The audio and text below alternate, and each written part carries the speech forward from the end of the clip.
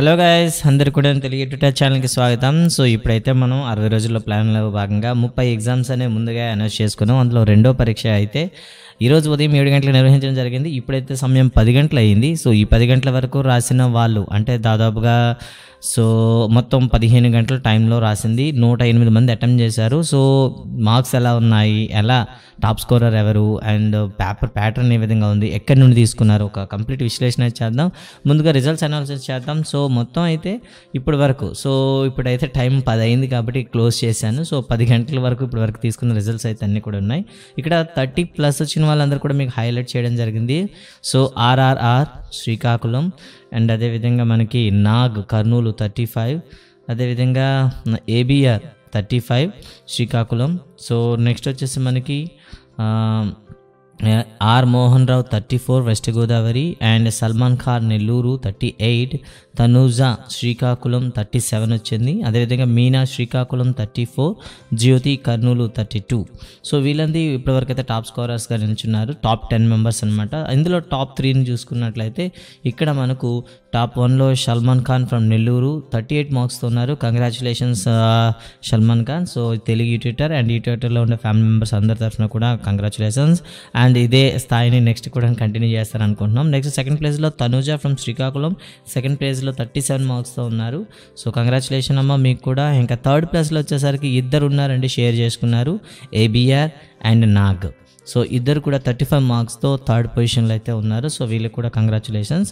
And top 10లో వచ్చిన వాళ్ళందరికీ కూడా కంగ్రాచులేషన్స్. సో ఈ పేపర్ అయితే కాస్త కఠినంగా ఉందని చాలామంది అంటున్నారు, అండ్ చాలామంది అంటున్నారు మా దగ్గర టెక్స్ట్ బుక్లు లేవు అంటున్నారు. అందుకే కింద డిస్క్రిప్షన్లో మొత్తం డిఎస్సికి సంబంధించినటువంటి అన్ని క్వశ్చన్ పేపర్స్ కానీ టెక్స్ట్ బుక్స్ కానివ్వండి, మెటీరియల్స్ కానివ్వండి, సో మీకు వాట్సాప్లో సంచరించే అన్ని మెటీరియల్ అన్ని కూడాను ఒక యాప్ రూపంలో క్రియేట్ చేసి మీకు ఇవ్వడం జరిగింది. కింద వీడియో డిస్క్రిప్షన్లో మీరు చూడొచ్చు. డైరెక్ట్గా ప్లేస్టోర్లో మీరు తెలుగు యూట్యూటర్ అని టైప్ చేసి సెర్చ్ చేసి డౌన్లోడ్ చేసుకోవచ్చు. సో మన ఛానల్లో ఏదైతే ఉంటుందో అదే లోగో కనిపిస్తుంది. లేదనుకున్న డైరెక్ట్గా కావాలంటే కింద డిస్క్రిప్షన్లో మన యాప్ లింక్ ఉంటుంది, డౌన్లోడ్ చేసుకోవచ్చు. అండ్ చిన్న రిక్వెస్ట్, సో యాప్ అనేది ఫ్రీ వెర్షన్ కాబట్టి లోడింగ్ అవ్వడానికి టైం పడుతుంది. సో కాబట్టి అందరూ కూడా సహృదయంతో స్వీకరించి మొత్తం అంటే మీరు ప్రతిసారి పీడిఎఫ్ల కోసం వెతుక్కోవడం అవసరం లేదండి. సో అవనగడ్డ వాళ్ళు కానివ్వండి, సో ఇంకా చాలా కోచింగ్ సెంటర్లో వచ్చినటువంటి ఎగ్జామ్ పేపర్స్, కీ పేపర్స్, వాళ్ళు ఇచ్చిన మెటీరియల్స్ అండ్ షార్ట్ నోట్స్ మొత్తం అన్నీ కూడా సో మీ డిఎస్సికి ఏ మెటీరియల్ కావాలన్నా అక్కడ ఎత్తుక్కునే వీలుగా యాప్ అయితే డిజైన్ చేస్తున్నాము. ఆల్రెడీ 10% మాత్రం అయింది, ఇంకా 90% 2-3 డేస్లో కంప్లీట్ చేయడానికి ప్రయత్నిస్తాము. సో మీరైతే యాప్ డౌన్లోడ్ చేసుకోండి. అండ్ అదేవిధంగా సో ఈ పేపర్ ఏ విధంగా ఉంది, ఎక్కడెక్కడ నుండి తీసుకున్నారో ఒకసారి చూద్దాం. సో శాంతి అనే ప్రధాన ఇతివృత్తం గల పాఠ్యాంశం క్రింది వాటిలో ఏదని అడిగారు. సో టెక్స్ట్ బుక్ మనం చూస్తే చాలామంది టెక్స్ట్ బుక్ మారిందంటున్నారు. ఈ టెక్స్ట్ బుక్ ఒకసారి చూడండి. ఇది 2020లో ప్రింట్ అయిన టెక్స్ట్ బుక్ అండి. చాలామంది ఎర్లీగా ఉండే టెక్స్ట్ బుక్ చూస్తున్నారు. ఇది 2020 ఎడిషన్ అండి. ఇందులో ఏ లెసన్స్ అయితే ఉన్నాయో అవే లెసన్స్ మీకు అడగడం జరుగుతుంది. అండ్ మీ కన్ఫ్యూజన్ కోసం పోవాలంటే ఈ టెక్స్ట్ బుక్ అనేది కూడా యాప్లో అప్లోడ్ చేస్తున్నాము. సో మీరు డౌన్లోడ్ చేసుకొని చూసుకోవచ్చు. అండ్ చూసినట్లయితే శాంతి అనే ఇతివృత్తంతో కొనసాగే పాఠం అయితే ప్రకటన దేవరకొండ బాలగంగాధర్ తిలక్ గారిది. సో అయితే మీరు చూడవచ్చు. రెండోది వ్యాసం ప్రక్రియలో సాగే పాఠ్యాంశం ఏది, కూచిపూడి అండి.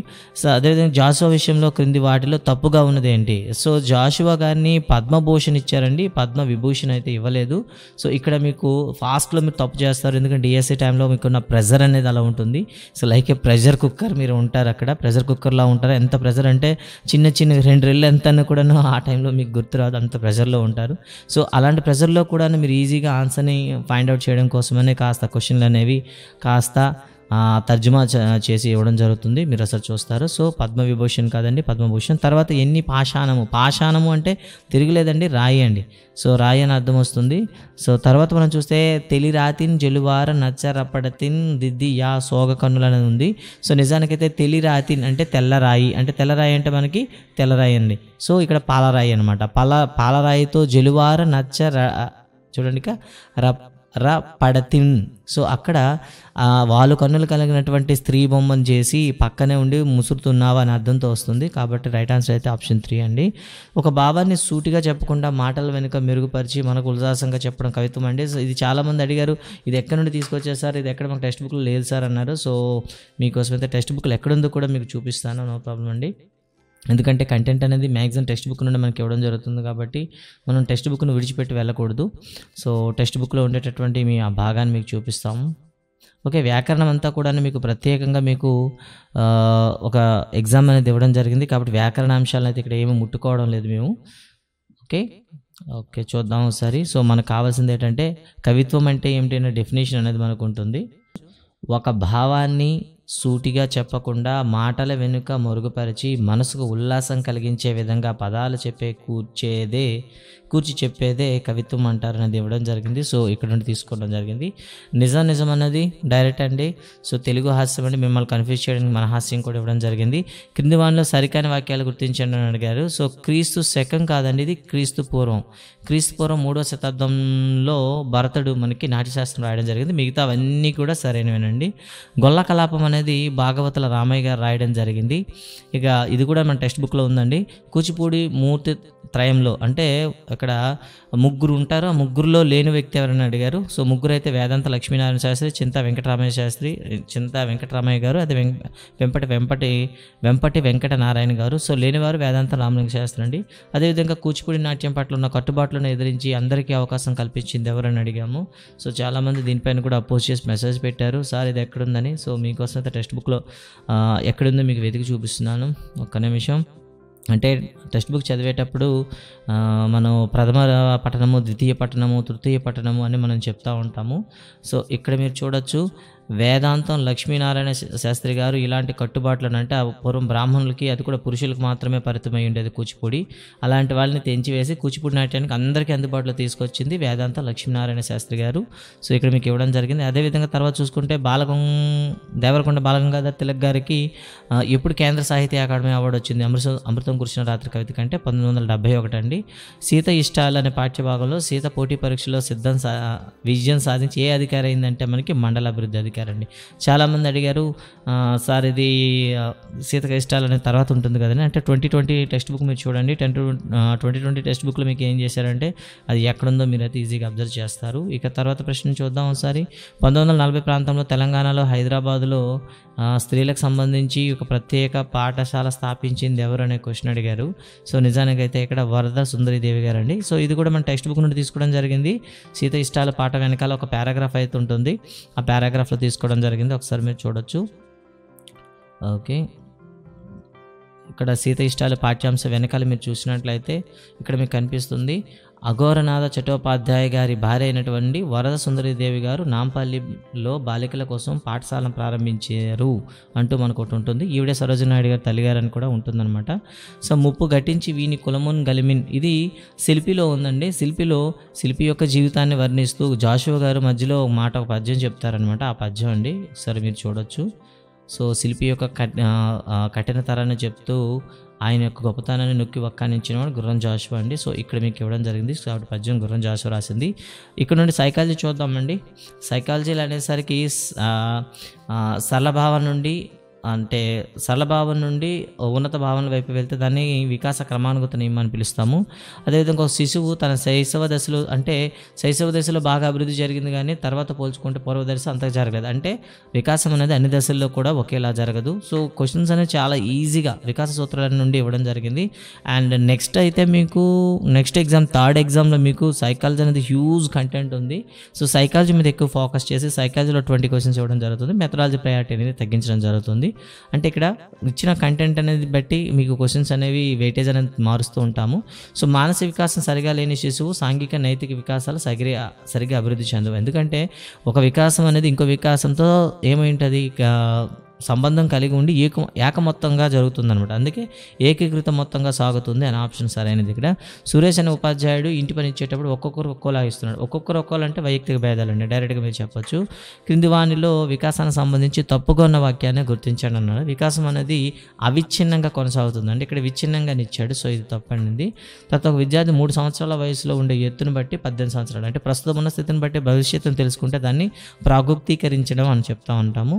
సమీప దూరావస్థ నియమం అంటే శరీరం మధ్య భాగంలో మనకి పెరుగుదల ప్రారంభమయ్యి తర్వాత దూర భాగాలకు విస్తరించడాన్ని మనం సమీప దూరాస్థ అంటాము. తర్వాత చూసుకున్నట్టు వికాస సూత్రం ద్వారా శిశువు యొక్క ఈ అంశాలు అంచనా వేయలేము. అంటే శిశువు యొక్క ఏ అంశాలు మనం అంచనా వేయలేము అంటే ఒకటి సాంఘిక స్థితి కానీ కుటుంబ స్థితి కానీ శిశువుని బట్టి మనం చెప్పలేము అది. ఓకేనా, కాబట్టి ఈ రెండు కూడా మనకి అంచనా వేయలేము. కాబట్టి అడిగింది ఏంటంటే అంచనా వేయలేము అనేవి అడిగారంటే 2, 4 రైట్ ఆన్సర్ అవుతుంది మీకు ఇక్కడ ఇది రైట్.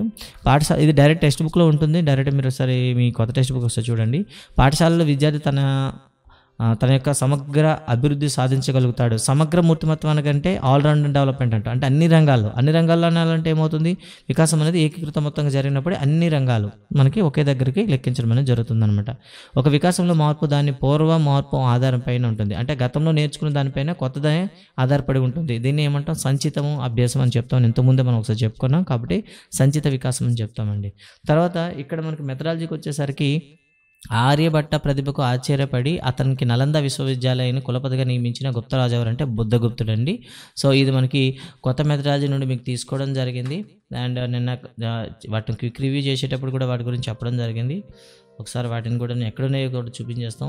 అదేవిధంగా మెథడాలజీలో మీరు కష్టపడకుండా ఉండడం కోసం ఏంటంటే ప్రతి యూనిట్ని విభజన చేస్తూ అందులో ఎక్కడెక్కడ చదవాలో దాన్ని హైలైట్ చేస్తూ పీడిఎఫ్లు అనేవి వితిన్ 2 డేస్లో యాప్లో అప్లోడ్ చేస్తాము. సో వాటిని కూడా మీరు డౌన్లోడ్ చేసి చూడొచ్చు. సో ఇతను ప్రతిభకు అబ్బురపడి చూసారా నలంద విశ్వవిద్యాలయానికి చూసారా అప్పటి గుప్తరాజు అయినటువంటి బుద్ధగుప్తుడు అబ్బురపడి ఆయన ఘనంగా సత్కరించి నలంద విశ్వవిద్యాలయానికి కులపతిగా చేశాడని వాక్యం అయితే ఉంటుంది. సో అక్కడ బుద్ధగుప్తుడు ఆర్యభట్ట గణిత సేవకు సంబంధించి సరికాని అంశము. ఇక్కడ చంద్రకళలు అనేవి చంద్రుడి పైన చూసారా చంద్రుడి పైన భూమి నీడ పడడం వల్ల చంద్రకళ ఏర్పడతాయి. కానీ భూమికి నీడ వల్ల చూసారా భూమికి నీడ వల్ల చంద్రకళ రావండి, చంద్రుడికి నీడ వల్ల ఏర్పడతాయి. సో వాక్యం సెంటెన్స్లో మేకింగ్లోనే రాంగ్ ఉంది, మీరు చూడొచ్చు. తర్వాత అరబీ భాషలో సింధ్ హింద్ అనే పేరుతో అనువదించబడిన భారతీయ గ్రంథం ఏదంటే బ్రహ్మస్ఫుట సిద్ధాంతము. అవసరమైన నిర్ధారణ రాబట్టే శాస్త్రమే బెంజమిన్ ప్రేయర్స్ అండి. ఇది మనకి ఫస్ట్ ఇయర్లో కనిపిస్తుంది. సో అంటే ప్యారలల్గా మీకు ఒక ఫస్ట్ ఇయర్ నుండి ఒక క్వశ్చన్ అండ్ సెకండ్ ఇయర్ నుండి ఒక క్వశ్చన్ ప్యారలల్గా ఇవ్వడం జరిగింది. సో ఇక్కడ మీకు చూడొచ్చు. ఎస్, గణితం అంటే అవసరమైన నిర్ధారణ రాబట్టే శాస్త్రము అంటూ ఇక్కడ మనకు కనిపిస్తుంది బెంజమిన్ పియర్స్ అనేది. ఇక తర్వాత చూస్తుంటే మ్యాథమెటిక్స్ అనే ఆంగ్ల పదానికి ఆధారమైన ఆర్ట్స్ మ్యాథమెటికా అనేది ఏ భాష నుండి సేకరించారంటే లాటిన్ నుండి. ఆత్మ యొక్క ఉత్తమోత్తమైన అభ్యాస ప్రపంచ వృత్తుల్లోకి చక్కనది అని గణితం అంటూ ఎవరు చెప్పారు అనేది ఇవ్వడం జరిగింది. ఇది సెకండ్ ఇయర్ డెఫినేషన్ అండి. ఇది సెకండ్ ఇయర్లో మీకు ఈ డెఫినేషన్ అనేది కనిపిస్తుంది. సో సెకండ్ ఇయర్లో మీరు మెథడాలజీ మళ్ళీ చూసినట్లయితే మీకు సెకండ్ ఇయర్లో డెఫినేషన్ అనేది కనిపిస్తూ ఉంటుంది. ఓకే, ఒక్క నిమిషం. సెకండ్ ఇయర్లో మనకి 3rd పేజ్లో చూడొచ్చు. మీ దగ్గర టెక్స్ట్ బుక్ ఉంటే చూడండి. సో ఇక్కడ మనకి ఇక్కడ పాస్కల్ నిర్వచనం ఉంటుంది. ఆత్మ యొక్క ఉత్తమోత్తమైన అభ్యాసం ప్రపంచ వృత్తులన్నింటిలోనూ ఇది చక్కనైందని చెప్పింది పాస్కల్ చెప్పడం జరుగుతుంది. సో రైట్ ఆన్సర్ అయితే పాస్కల్ అండి. క్రింది వాళ్ళు తప్పుగా ఉన్నదాన్ని గుర్తించండి. నిజానికి ఇక్కడ కొత్తది పాతది అన్నీ కలిపేసి ఇవ్వడం జరిగిందండి. గణితం అంటే వివిధ వస్తువులను ఒకే పేరుతో పిలిచే కళ అనేది ఎవరు చెప్పారు అంటే ఇక్కడ చూడండి. సో హెన్రీ పాయింకేర్ అండి. ఈ డెఫినేషన్ అనేది ఫస్ట్ ఇయర్ నుండి తీసుకోవడం జరిగింది, మీరు చూడొచ్చు. గణితం అంటే వివిధ వస్తువులను ఒకే పేరుతో సూచించే కళ అని చెప్పింది హెన్రీ పాయింకేర్. కానీ ఇక్కడ మీకు ఎగ్జామ్లో ఏమి ఇచ్చారంటే బెంజమిన్ పియర్స్ ఇచ్చారు, తప్పండి. క్రింది వాళ్ళు నిజ జీవితంలో గణితానికి సంబంధించి సరికాని అంశం ఏమిటి అంటే సో ఇక్కడ చూసినట్లయితే ఇవన్నీ కూడా సరైన వాక్యాలేనండి. గణితం అనేది అప్రయత్నంగా నిజ జీవితంలో వాడతాము, పరిభాషక పదాలు వాడము, వీలైనంత వరకు మౌఖికంగా వాడతాం. కాబట్టి అవన్నీ సరైనవి. ఇక్కడ గణిత ఆశయాలను సిద్ధింప చేయడానికి ఆచరణ కార్యక్రమాలకి చిన్న చిన్న భాగాలుగా విభజించుకుంటే వాటిని ఏమని పిలుస్తారంటే బోధనా లక్ష్యాలు. అవి సాధించామా లేదా, మార్పులు వచ్చాయా లేదని చెక్ చేసుకునేది స్పష్టీకరణలు. ఆధునిక మానవుని కార్యకలాపాలైన వాణిజ్యం, పరిశ్రమ, ప్రభుత్వ యంత్రాంగం ఇవన్నీ కూడా చెప్పింది ఆడమ్ స్మిత్ అండి. సో ఇదైతే మనకి సెకండ్ ఇయర్లో కనిపిస్తుంది. రిచర్డ్ ఆర్క్ స్కేమ్స్ ప్రకారం కింది వాటిలో ప్రాథమిక భావన కానిదేది. సో ఇది చాలామంది అయితే మెసేజ్ చేశారు. ప్రాథమిక భావన అనే దానిలో మీకు రంగు అనే పదం కనిపించదండి. సో ఆకుపచ్చ రంగు అనే భావన ఏర్పడిందంటే అది మీకు ఏమవుతుందంటే గౌణ భావన అవుతుంది లేదా ద్వితీయ భావన అవుతుంది. కాబట్టి ఇక్కడ రంగు అనేది వర్డ్ అనేది మీరు హైలైట్ చేసుకొని మరి చెప్పొచ్చు. సో ఆయన చెప్పిన దాని ప్రకారం అయితే ప్రతి భావన అనేది ప్రత్యక్ష అనుభవాల వల్ల ఏర్పడతాయి. సో ప్రత్యక్ష అనుభవాల ఆధారంగా ఏర్పడే వాటిని గౌణ భావనలు అని చెప్తాం. సో క్రింది వాటిలో 2వ తరగతిలో ప్రవేశపెట్టలేని భావన ఏది అని అడిగాను అనమాట. సో దీనిపైన కూడా చాలామంది మెసేజ్ చేశారు. So how it is possible and 3D dimension అని అడిగారు. సో మనం ఏమీ సొంతంగా మెథడాలజీ తయారు చేయము. సో ఉన్న మెథడాలజీనే మనం ఏం చేస్తామంటే మీకు కాస్త ఎక్కువ అవగాహన కలిగించేలా తిప్పి ప్రశ్న అనేది అడగడం అనేది జరుగుతూ ఉంటుంది. అంతే తప్ప కానీ నిజానికి మిమ్మల్ని తప్పుదోవ పట్టించడం అనేది కాదు. ఇక్కడ మీరు చూస్తే 1-2 తరగతులకు చెందిన గణిత భావన చూసుకుంటే మీకు వారం, నెల అనేది కనిపిస్తుంది. ద్విమితీయ, త్రిమితీయ ఆకారాల భావన అనేది కూడా మీకు 1-2 తరగతులు ఉంటుంది. అదే 3-4-5 తరగతులు అయితే కాలానికి సంబంధించి నెల, సంవత్సరం, లీప్ సంవత్సరం అనే భావనలు ఉంటాయి. ఎగ్జామ్లో ఏం అడగడం జరిగిందో ఒకసారి చూడండి. 1-2 తరగతిలో ప్రవేశపెట్టలేని భావన ఏది? సో నెలలు, సంవత్సరాలు. ఇక్కడ మనకి ఏముంటే వారాలు, నెలలు అయితే సరిపోయింది, ఇక్కడ ఇచ్చారు. మిగతావన్నీ కూడాను మనకి ఇక్కడ కనిపిస్తాయి అన్నమాట. చూడండి ఒకసారి, లోపల బయట, పైన కింద, లోతు ఎత్తు, దూరం దగ్గర, ఉదయం పగలు, పొందలపు సంఖ్యలు, వారం నెలలు, త్రిమితీయ, ద్విమితీయ ఆకారాలు అనేవి కూడా మనకి ఇవ్వడం జరిగిందనమాట. ELPS పద్ధతి అంటే ఏమిటి? సో ఇది నిన్న వీడియోస్ చేసేటప్పుడు స్కిప్ చేసాము. సో ఇప్పుడైతే దాని గురించి ప్రస్తావన వచ్చింది కాబట్టి చెప్తాం. సో ఏదైనా ఒక భావన ఏర్పడేటప్పుడు మనకి ఈ ELPS థియరీ ప్రకారం అయితే మనకి ఏర్పడతాయని చెప్తారనమాట. సో ఒక్కొక్క దానికి ఒక్కో మీనింగ్ అయితే ఉంటుంది. ఇది మనం కొత్త మెథడాలజీ నుండి తీసుకోవడం జరిగింది. ఒకసారి చూద్దాం. భావన ఏర్పడే విధానంలో ఉండేటటువంటి దశలు అండి ఇవి. సో ఈ అంటే మనకి డైరెక్ట్గా ఎస్ అండి, ఇక్కడ చూడొచ్చు. సో ఈ అంటే ఎక్స్పీరియన్సెస్ అండి. అదేవిధంగా L అంటే లాంగ్వేజ్, థర్డ్ వన్ P అంటే పిక్చర్. సో నిజ వస్తువులకి పటరూపంలో చూస్తే దాని పిక్చర్ అంటాం. అండ్ లాస్ట్ వన్ ఏంటంటే S అండి. S అంటే మనకి సింబల్, అంటే మానసిక ప్రతిమ. అయితే ఈ మొత్తాన్ని ELPS సిస్టమ్ అనేది ఎక్కడ వస్తుందంటే అమూర్త వస్తువు నుండి క్రమంగా అమూర్తం వైపు కదలడాన్ని మనం ఏమంటే ELPS అంటాం. సో ELPSలో E అంటే ఏంటి? ఎక్స్పీరియన్సెస్, L అంటే లాంగ్వేజ్, P అంటే పిక్చర్ అండ్ S అంటే సింబల్. సో దీనిపైన 2 క్వశ్చన్లు అయితే తయారు చేయడం జరిగింది. కాబట్టి ఇక్కడ మూర్త వస్తువు నుండి అమూర్తం వైపు కొనసాగుతుంది ఇస్ ద రైట్ ఆన్సర్ అండి. ప్రతి సహజ సంఖ్య ఒక సరి సంఖ్య లేదా బేస్ సంఖ్య. లేదా అని వచ్చింది అనుకుంటే మీకు ఇప్పుడే చెప్పామండి, నియోజన భావన అవుతుంది. అండ్ అదేవిధంగా ELPSలో P అంటే అర్థం ఏంటి? నిజమైన వస్తువు యొక్క పటం అండి. ఇక తర్వాత చూస్తే ASN. సో A అంటే ఎనీ టైమ్, S అంటే సమ్ టైమ్ అండ్ N అంటే నెవర్ అండి. సో ఈ ప్రశ్నలు అనేవి ఎక్కడ ఉన్నాయంటే మనకి సెకండ్ ఇయర్ టెక్స్ట్ బుక్లో మనకు కనిపిస్తాయండి. ఈ ప్రశ్నల ద్వారా విద్యార్థుల్లో మనం అన్ని రకాల అంతర్గత శక్తులను వెలికి తీయొచ్చని మనకు ఒక దగ్గర ఒక చిన్న కాన్సెప్ట్ అయితే ఉంటుంది. సో దాని గురించి మాట్లాడదాం ఒకసారి. సో ఈ ప్రశ్నలు తయారు చేయడం వల్ల విద్యార్థుల్లో మనం అభివృద్ధి సాధించవచ్చు అనే ఉద్దేశంతో ఇస్తాడు. ఒక్కసారి చూద్దామండి. సో ఓవరాల్గా ప్రశ్న పేపర్ అయితే మొత్తం ఇక్కడ మీరు చూడొచ్చు. A అంటే ఆల్వేస్, S అంటే సమ్ టైమ్, N అంటే నెవర్. సో ఇలాంటి ప్రశ్నల ద్వారా విద్యార్థులు ఊహాత్మకత, సమర్థాత్మకత, సాధారణీకరణ భావాలు విద్యార్థుల్లో పెంపొందించవచ్చు. ఊహ, సమర్థకత, సాధారణీకరణ.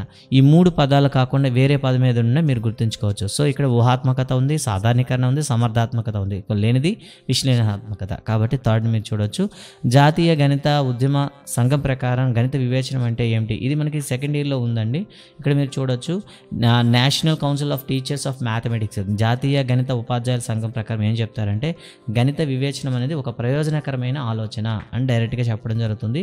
సో దాని ప్రకారం అయితే మీరు ఇక్కడ ఒక ప్రయోజనకరమైన ఆలోచన డైరెక్ట్ చేయొచ్చు. గోయింగ్ బిహైండ్ ఇన్ఫర్మేషన్ గివెన్ అనే గ్రంథం సెర్చ్ చేసిన నాగరికత ఏది అనే ప్రశ్న అడగడం జరిగింది. సో ఇక్కడ మీరు చూడొచ్చు. ఏకాంక భిన్నాలను పరిచయం చేసిన నాగరికత ఏదని అడగడం జరిగింది. ఇది సెకండ్ ఇయర్లో ఉండే క్వశ్చన్ అండి. సో సెకండ్ ఇయర్లో మీరు గణితానికి సంబంధించినటువంటి చరిత్ర అనే అంశాన్ని కానీ మీరు తీసినట్లయితే అక్కడ మీకు కనిపిస్తుంది. అండ్ దాన్ని ఒకసారి చూద్దాం, చరిత్రలో ఏం చెప్పారో ఒకసారి చూద్దాం.